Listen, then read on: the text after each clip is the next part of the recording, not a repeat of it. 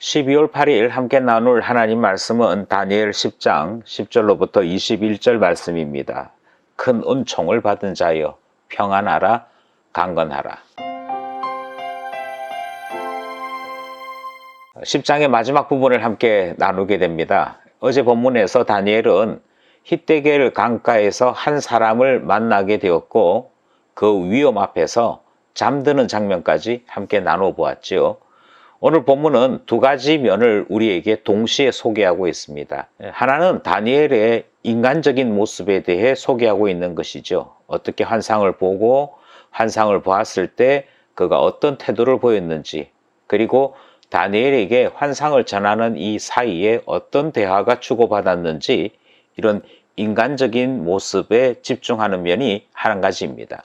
동시에 이 예언의 말씀이 어떻게 이어지고 어떻게 나타나고 있는지 예언에 대한 부분이 또 하나 소개되고 있습니다.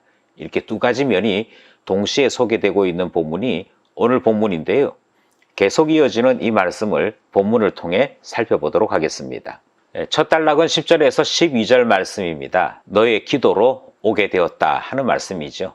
10절, 한 손이 있어 나를 어루만지기로 내가 떨었더니 그가 내 무릎과 손바닥이 땅에 닿게 일으키고 내게 이르되 큰 은총을 받은 사람 다니엘아, 내가 내게 이르는 말을 깨닫고 일어서라. 내가 내게 보내심을 받았느니라 하더라. 그가 내게 이 말을 한 후에 내가 떨며 일어서니 그가 내게 이르되 다니엘아, 두려워하지 말라. 내가 깨달으려 하여 내 하나님 앞에 스스로 겸비하게 하기로 결심하던 첫날부터 내 말이 응답받았으므로 내가 내 말로 말미암아 왔느니라. 11절 말씀에 보면 다니엘을 큰 은총을 받은 사람 다니엘아 이렇게 부르지요. 이 호칭은 19절에도 이어집니다. 다니엘이 왜 큰 은총을 받은 사람인가? 오늘 첫 번째 단락에서는 두 가지 면에서 다니엘이 특별한 사람인 것을 소개하고 있습니다. 첫 번째는 하나님께서 하나님의 뜻을 친히 전달하기로 지명한 사람이 다니엘로 소개되지요.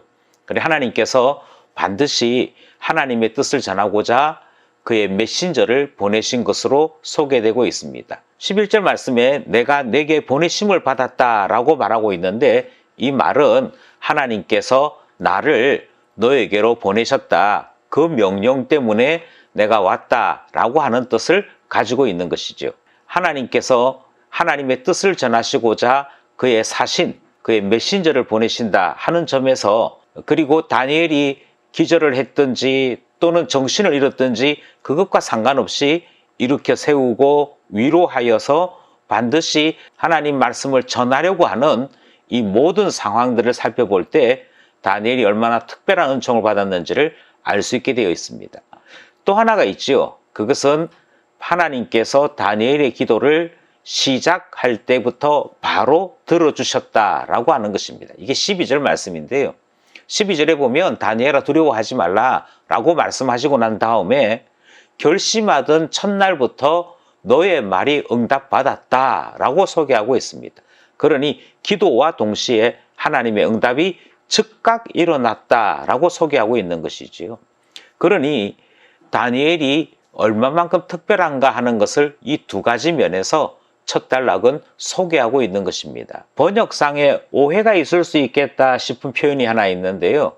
그것은 이르는 말을 깨닫고 일어서라 하는 11절 중간 부분의 표현입니다. 이 말을 자칫 잘못 이해하면 메신저가 그 뜻을 전달하니까 그 전달된 말을 깨닫고 힘을 좀 내어서 일어나 봐라 하는 의미로 이해하기가 쉽습니다. 하지만 그런 의미보다는 자세를 갖추어서 정신을 똑바로 차리고 지금부터 일러주는 말을 반드시 깨달아 이 말대로 행하라 하는 의미를 담고 있습니다. 그러니까 왕의 명령을 가지고 가든지 또는 하나님의 명령을 가지고 갈 때 그 명령 앞에서 옷을 갖추고 자세를 갖추어서 그 말씀을 신중하게 듣는 그 태도, 그것을 요구하는 것이고요. 따라서 첫 단락의 주제는 너의 기도가 나를 여기에 오게 했다 하는 뜻을 가지고 있습니다. 두 번째 단락은 13절 14절이지요.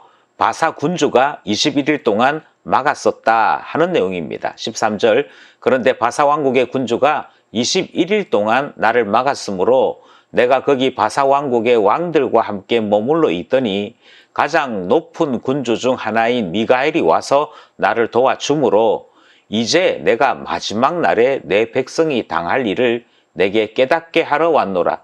이는 이 환상이 오랜 후의 일임이라 하더라. 두 번째 문단에서 13절 말씀이 다소 어려울 수 있습니다.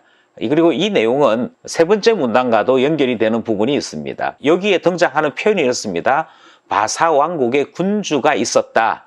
그런데 그 군주가 21일 동안 이 메신저를 막았다라고 되어 있습니다.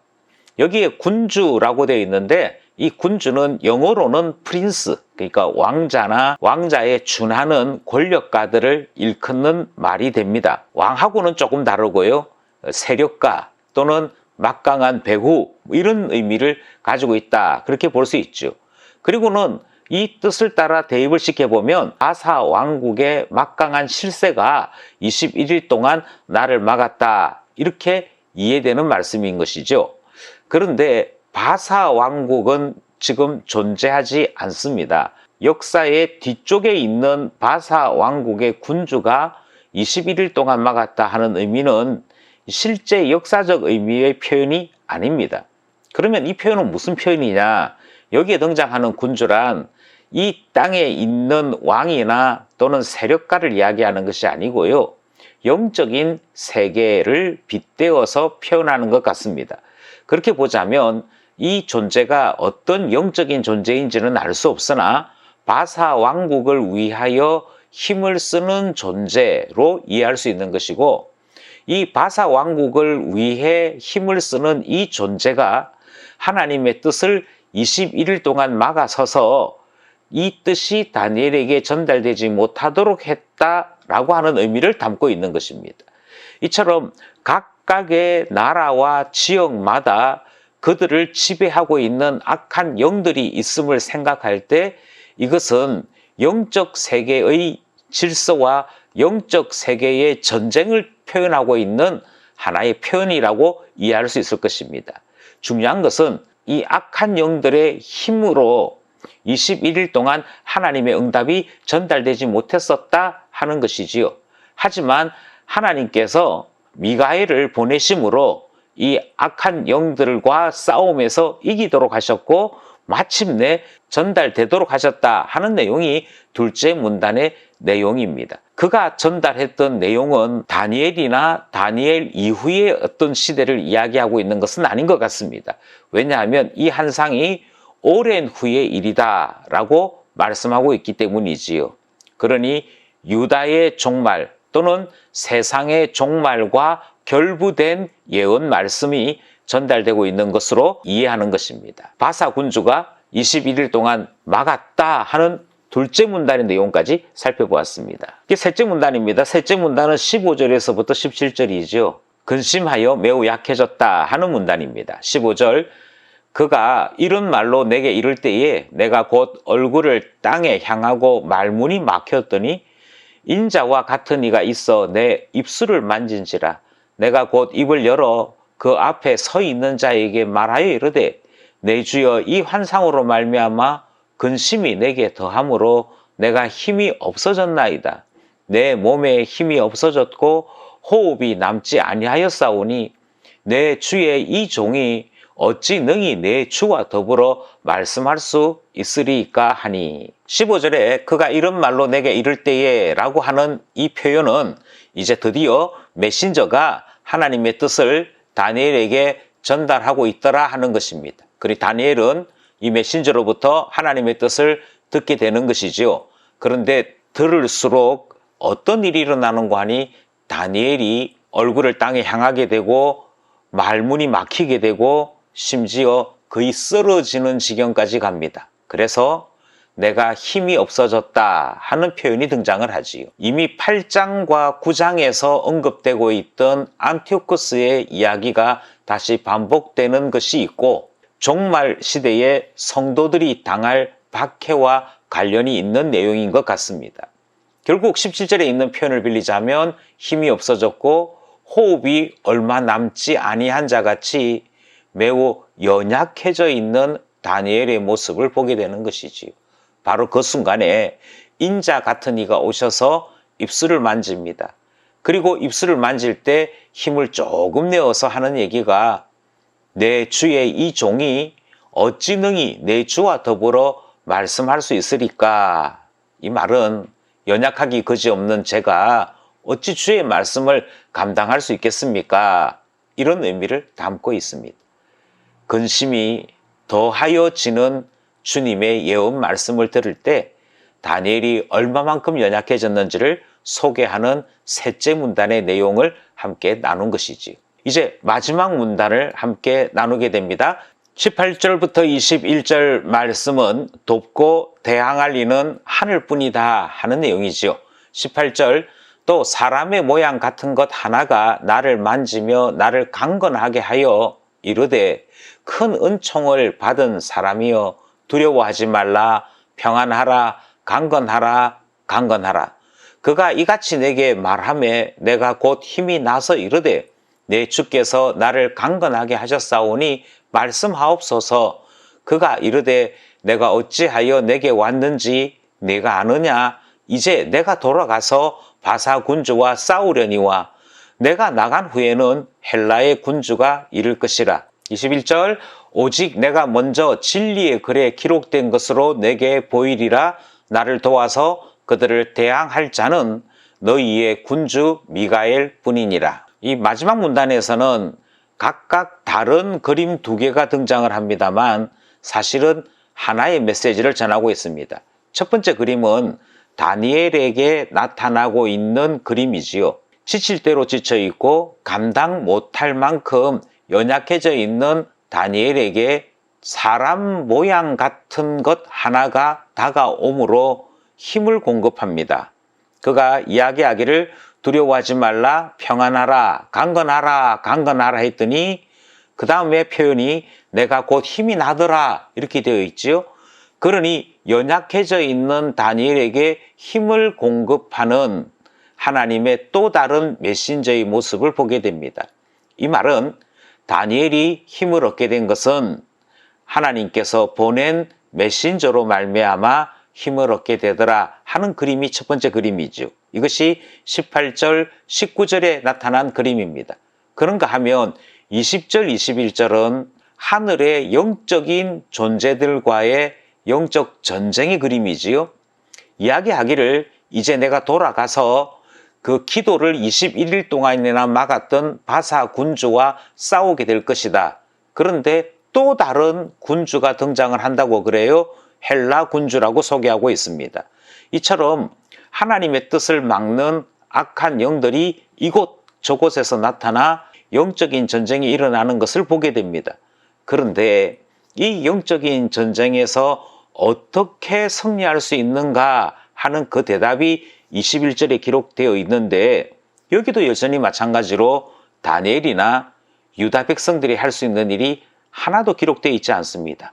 오히려 나를 도와서 그들을 대항할 자는 너희의 군주 미가엘 뿐이다 이렇게 소개하고 있죠. 이 미가엘은 하나님께서 보낸 천사요, 메신저요, 하나님의 군사입니다. 그러니 결과적으로 하나님께서 이 전쟁을 도우시고 대항하여 주시고 싸워서 승리하게 하신다 하는 의미를 담고 있는 것이지요.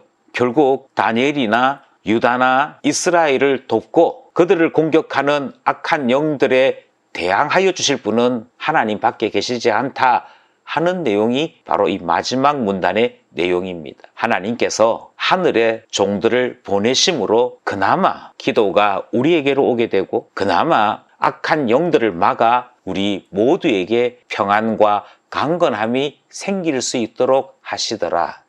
이 놀라운 이야기가 마지막 네 번째 문단의 기록 내용인 것입니다. 우리는 이 내용을 따라서 세 가지 정도 기도 제목을 함께 나누었으면 좋겠습니다. 성경은 다니엘의 특별함을 은총을 받았기 때문이라 이렇게 표현하고 우리에게 가르쳐 주었지요. 하나님께 은혜를 입는다는 것은 특별한 것입니다.